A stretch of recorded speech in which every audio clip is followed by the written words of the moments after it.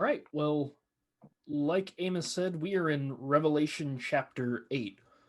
To sort of contextualize within the book, you might remember that what's been going on for most of the last few chapters we've read has been this series where God has this scroll that contains God's plan for the world, the scroll that sort of contains salvation and how God's going to bring salvation to creation. And then we had a couple of chapters of just the seven seals on it being broken by the Lamb. We talked about how with each seal, we're getting closer and closer to opening the scroll and God's plan being enacted, sort of like a general giving orders for a battle. The scroll has what's going to happen to set everything right. Um, and then last week, you remember chapter 6 ended with the sixth scroll being opened, the second to last. But then in 7, there was a pause in the story while we stopped and looked at heaven and had this sort of very future looking scene where all of God's people John saw together in heaven at once. And so we pick up chapter 8, ready to open the last scroll and kind of see God's plan, to see the sort of battle plan to set creation right. But it's not going to go maybe quite how we would think. Um, so in chapter 8, it begins when the Lamb opened the seventh seal, there was silence in heaven for about half an hour. And that's about all that we hear about this last bit of the scroll being opened. The scroll is now unsealed entirely. We don't actually get to see what's on it, which is interesting. We might expect here, if we didn't know that there were 12 more chapters in the book, we might expect this to be the end of it, that we open the last seal, we see the scroll with God's plan, it's enacted, and then that's sort of it for the book. That's the end of history. But like we've talked about before, Revelation kind of works in cycles. And we're going to see here quickly another cycle starts. It's not the same as the last one, but has some really striking similarities to it. So the Lamb opens the last scroll, opens the last seal, but before opening it, it says there's just silence in heaven for half an hour.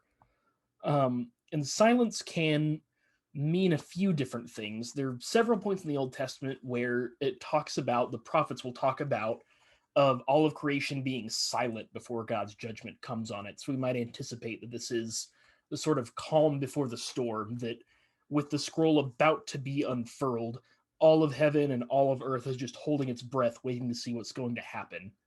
But something else happens here. To go on a little bit, so after this last seal is open, 7 angels come out with trumpets, and then we get this little story, or this little section. Another angel with a golden censer came and stood at the altar. He was given a great quantity of incense to offer with the prayers of all the saints on the golden altar that is before the throne. And the smoke of the incense with the prayers of the saints rose before God from the hand of the angel. Then the angel took the censer and filled it with fire from the altar and threw it on the earth. And there were peals of thunder, rumblings, flashes of lightning, and an earthquake. Now the 7 angels who had the 7 trumpets made ready to blow them. And if you look ahead, we now have something that looks really similar to what we just got done doing. So what exactly is going on here? So the seal is broken, and it says an angel comes out with a golden censer, so like a vessel used for burning incense, usually in a religious context. And the angel has incense, and also it says the prayers of the saints. So it's an image here that's interesting. It's almost like the angel comes forward and he's got incense to offer to God, sort of burnt offering. And the prayers of the people, it seems like he's using almost like coal for the offering. Like he puts the prayers of God's people into this receptacle, and he puts the incense in, and then lights it on fire and throws it to the earth. And it says there were peals of thunder, rumblings, flashes of lightnings, and an earthquake. So what we have here is John seeing before the contents of the scroll are unveiled, before we see the end of history, what this is all going towards, John sees God listening to the prayers of the people. So we said that after the seal is opened, there's just silence in heaven and earth. And we said that silence often, especially for the Old Testament prophets, means judgment, that everyone's kind of holding their breath, waiting to see what the judge is going to say. But here, John kind of takes that in another direction. There's silence, at least in part, maybe because God is listening. Where we would expect here God is about to speak, pronounce judgment on the world, we get this pause where God listens to what God's people are saying. The prayers come up to him like incense. And after God hears what his people are praying for, this cycle of seven things before a resolution starts all over again. What we basically are going to have here is with John seeing God, hearing the people's prayers, with that image in mind of God listening to God's people as they kind of cry out for justice, this story that we got in the last couple of chapters gets re-narrated from a different perspective. You know, you've probably seen movies or TV shows or read books that do this trick where you see a plot line from one character's perspective, and then at the end of that, you switch to how another character saw the same events, and maybe you learn more about the actual thing at hand. The sort of second character maybe sees things that the first didn't see, or misses things the first character saw, and so you get different takes on the same thing happening. And I think that's basically what's going to happen here. We talked about how in this last series, the seven seals being opened, it was symbolic of all of human history, that they weren't really planning on these are specific things that are going to happen in the future, but it was showing history as God sees it, as this sort of series where creation is wrecked by the natural results of sin. So, if the first set of these seven seals was sort of a vision of history where sin is bringing about its own consequence and causing everyone to suffer, this is a vision of that same history where God is taking a more active role in punishing wrongdoing and punishing the oppression of his people. That's not to say that it's a different vision, but if the first time we saw these events, they focused on sin and its natural consequences, here, after God hears his people, John sees history again, realizing that as that was happening, God was still active in trying to keep justice, well, in keeping justice and in bringing judgment in the world as it exists. It's God actively punishing sin. So, like I said, these aren't really two contradictory views, so much as they are two sides of the same coin. Sin is naturally destructive, and because of that, all people suffer, whether they're sinning or not. And that's what we saw with this first set. Um, and so when the people that John is writing to wonder, why am I suffering so much? John says, first, because the world is fallen and broken, and things don't work the way they're supposed to, and that affects everybody. If we then ask, well, does God care when people are beating us, throwing us in jail, enslaving us? Here, John is able to say, yes, even as sin breaks the world, God still takes an active role in punishing and correcting sin. So we're going to get here in the rest of this chapter to a lot of what you think of stereotypical revelation. It's lots of doom and gloom, for lack of a better word. But I still think here, like we talked about with the seven seals, when we get to these trumpets, they're going to make a lot more sense if we think of them not as one-time historical events to occur in the future, um, but as pictures that teach us about how God interacts with all of history. So maybe helps to say a few words about that.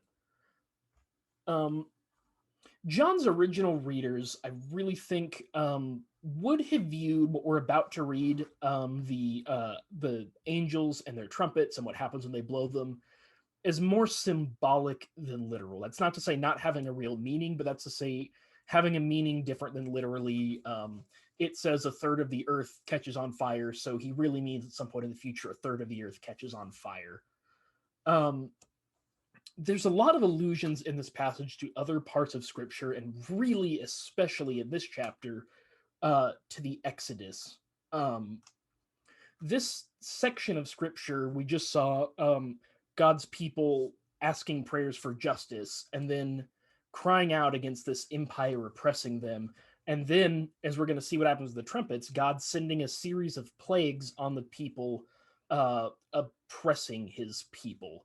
Again, it sounds here a lot like what happened in Egypt. John is really clearly drawing deliberate parallels. Now, imagine during the Exodus, back when the Israelites were enslaved under Pharaoh, if the people had cried out to God and God told them, don't worry, millennia from now, at the end of time, I'm going to do something to stop an entirely different oppressive force. Would that have brought comfort to the enslaved Israelites in Egypt? I think probably not. And we can think similarly here. The Christians in Asia Minor that John are writing to are facing tremendous cultural pressure to synchronize their faith to multitude of elements, but mostly here Roman imperial propaganda. The people John is writing to are losing friends, they're losing income and economic stability, and apparently, even some of them are being threatened with death. At least one of them has died for the faith. And if John is trying to encourage these people to keep the faith and not to capitulate to these demands, I don't think it would be very helpful for John to say, don't worry, God is going to act thousands of years in the future. I don't think that's what's going on here. Instead, I think John is showing us history as God sees it, that God will punish those in the Roman, forces who are oppressing God's people, just like God punished the Egyptians enslaving the Israelites during the Exodus. In God's eternal now, God sees all sin being punished at once. For us, though, it might look like a longer series where different groups come up, do bad, and then God deals with them. So we should also recognize that Revelation isn't just giving us a list of bad things to happen in the future because of how deliberately John writes this.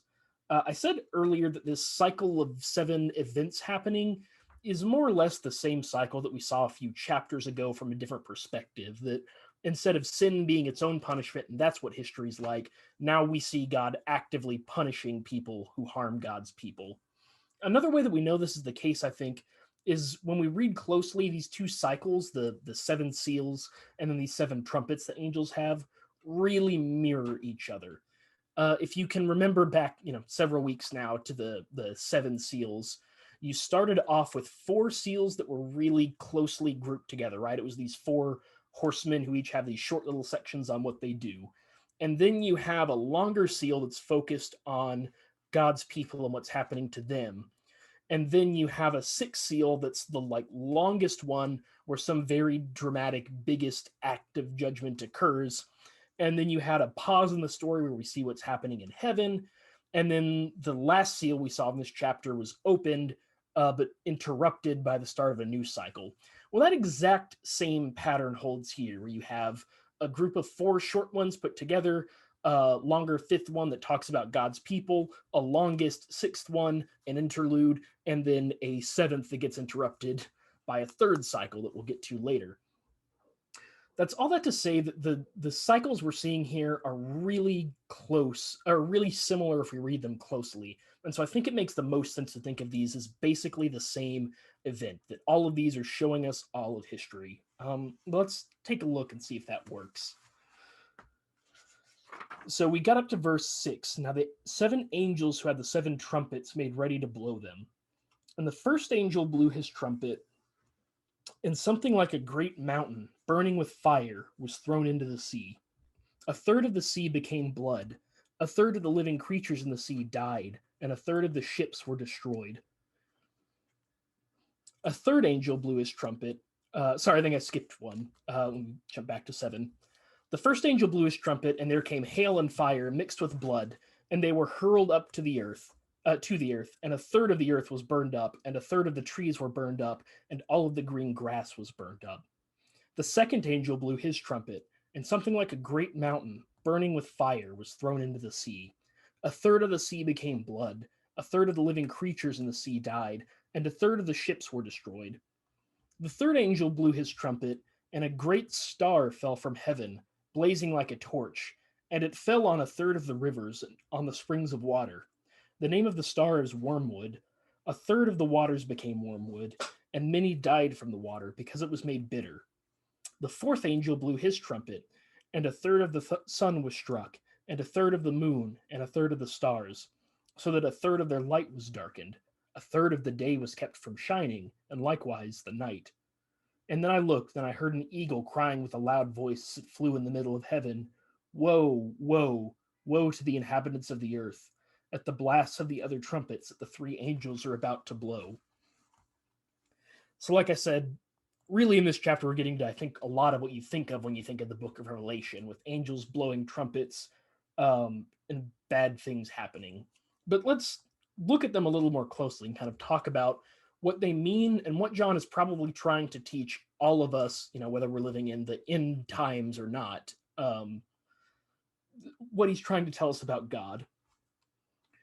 So, said earlier, these trumpets are more or less equivalent to the plagues that God sends on Egypt in Exodus.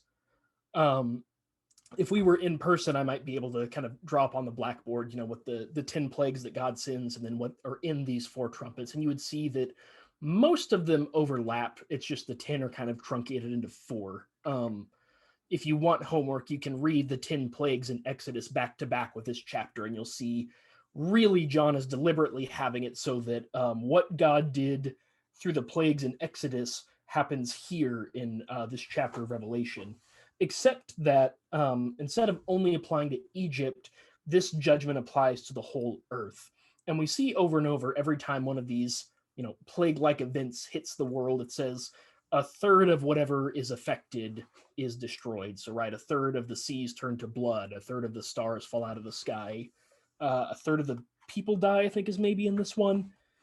The number here is definitely symbolic, both because we should always kind of keep an eye out for threes and sevens when we're reading the Bible, but also just kind of mathematically, if you were to keep a running tally with what happened with the seals and what happens later on with the bulls, the numbers aren't quite going to add up. You're going to get to more than 100% of things being destroyed if you kind of take it too literally and start counting up. Instead, I think maybe the better way to read it, and the way that I think would have maybe stood out to John's audience, is we've talked about threes being a number of completeness, right? God is three, the Father, the Son, and the Holy Spirit. Three is a number of completeness. But one third, then, I think would be kind of the fractional way to say as many or as necessary. So, like the right amount. So the people prayed at the beginning of this that God hears the prayers of his people. And in this sort of outside of time perspective that John is taking and that God sees, God is getting all of the prayers anyone will ever pray at once. And he's responding to them all, right? For God, this is like an instant where God hears every prayer there ever will be, and then God responds to every prayer at one time. And to us, it just looks like, what we call history, them happening in a sequence, where to God, it's kind of all at once. So when it says that punishment comes on basically a third of the world, I think the image there is the right amount, right? It comes in 1/3 of the world. It comes on the complete number, the number that it needs to be. God judges the right number of people. It's not indiscriminate. He's not turning the entire earth into fire or destroying the entire ocean. He's judging just the right amount, judging the people that need to be judged. And like we said, the scope here is universal. In drawing these parallels, like he is between the Exodus plagues and these trumpets here in Revelation, John is saying that just like God brought judgment against Pharaoh, God will bring judgment against all powers across all time that are oppressing and harming God's people. The Exodus for John is a template that's always going to happen. That sin isn't just its own consequence, but when God's people are harmed, God takes that seriously and does something about it. From our perspective, this judgment is constantly taking place. Evil rises, it oppresses God's people, God punishes that evil. And God's people pray and they wait for God to break that cycle once and for all, right? We talked about how these seals are kind of symbols of history that we keep hinting towards a break at, and that we know a break's going to come by the end of the book, but that break keeps getting interrupted by the cycle starting again. Um, God's people pray for this cycle to be broken where evil rises, it oppresses God's people, and then God judges it. Um, but until then, until that cycle is broken, John warns, everyone on the earth should be aware that evil will be punished and heed that as a warning. We see these scary signs of judgment because God does judge evil. God takes the oppression of his people seriously, and we should be aware of that. If anything, these chapters are a warning that yes, sin is its own punishment, but also God takes an active role, that even before the last judgment comes, God is active in the world protecting his people. I want to end with a quote on this section from the New Testament scholar N.T. Wright. I've used his, referred to his commentary now several times. And he says this writing on it that I really like. The point that John is making again and again is that there are many who lived on the earth as though there is no heaven, or as though if a heaven exists, it is irrelevant. John's whole book is about the reestablishment of the rule of heaven on earth itself, and with all radical regime changes, those who profit from the present one will need dire warning if they are to realize the seriousness of their plight. So, like I said, I'm thankful for you all for sticking with me. We're in some of the, I think, toughest bits of Revelation here, and some of the most dour, especially when we're reading to this point, because all of this is going somewhere. And even then, the focus of all of this, who is receiving judgment and why they're being judged, is going to be made clear a little bit later on. It's part of the weakness of this format we have of studying one chapter a week, that sometimes we have to cut off on, you know, the story midway in progress, and maybe a part that's not the most natural to be stopped on. But as we go through what are some of the scariest images that Revelation has to offer, I just want to continue to offer this note that one, we should always point to the direction, that it's not, I think John is going to pains to say that God isn't indiscriminately destroying the world at any point. God is saving the world.